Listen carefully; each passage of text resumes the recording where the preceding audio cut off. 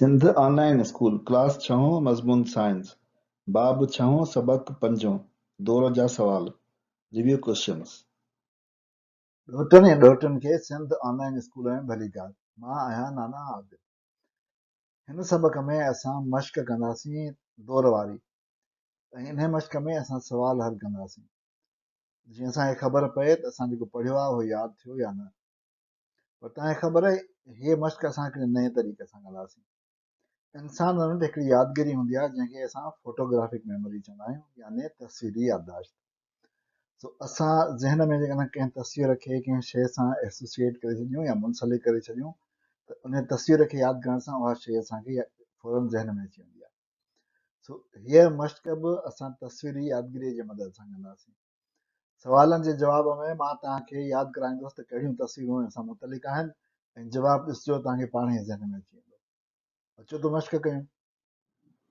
सवाल नंबर पहिरियों, हवा में केतिरियूं ई गैसूं मौजूदु हूंदियूं आहिनि। उन्हनि सभिनी गैसुनि मां कहिड़ी गैस जो मक़दारु वधीक हूंदो आहे? ऑप्शन्स आहिनि नाइट्रोजन, ऑक्सीजन, कार्बन डाइऑक्साइड या हाइड्रोजन। सो अचो त यादि कयूं तस्वीर जंहिंमें असां हवा जी कंपोज़िशन यानी हवा जे में कहिड़ियूं गैसूं जो तइदादु ॾिठोसीं। हाणे ॾिसी वठो सभिनी खां घणी कहिड़ी आहे, ॿुधाइण जी ज़रूरत त कोन्हे।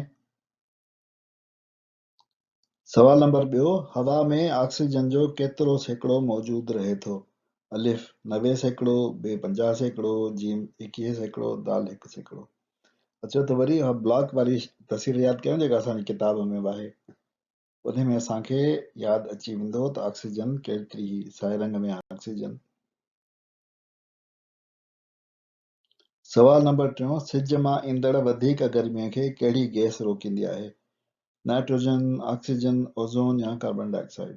हाणे सभिनी खां पहिरियों त वधीक गर्मी छा आहे? वधीक गर्मी हिन में आहे अल्ट्रा वायलेट रेज यानी UV radiation. Ultraviolet radiation इन खे असां सिंधीअ में वधीक गर्मी लिखियो आहे। सो तस्वीर यादि कयो। ही ज़मीन ही हुन में जेको आहे ट्रोपोस्फेयर हो जे मथां हिकिड़ो तह हो असांखे छा खां पियो बचाए। सो हाणे ॾिसी वठो त हिन में छा आहे, कहिड़ो असांखे जेको आहे उहो अल्ट्रा वायलेट रेडिएशन खां यानी यूवी रेडिएशन खां बचाए थो।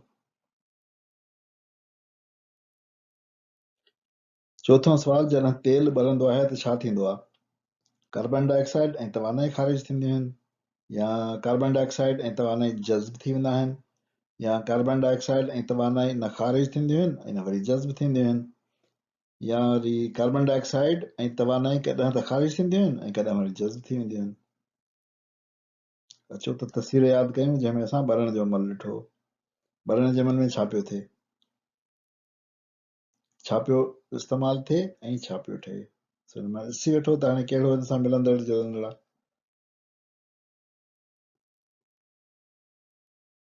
हवा में मौजूदु हेठि ॾिनल गैसुनि जा ॿ मुखी कम ॿुधायो। ऑक्सीजन, ऑक्सीजन जा ॿ मुखी कम कहिड़ा आहिनि? हिकिड़ो त ही आहे, ठीकु आहे, ऐं ॿियो जेको आहे उहो ही आहे। लिखी वेंदव? बिल्कुलु। कार्बन डाइऑक्साइड जा ॿ मुखी कम कहिड़ा आहिनि भला? हिकिड़ो त ज़ाहिर आहे तव्हांखे यादि थी वेंदो, फोटोसिंथेसिस जो त आहे यानी रोशनाई तरकीब। पर ॿियो छा आहे?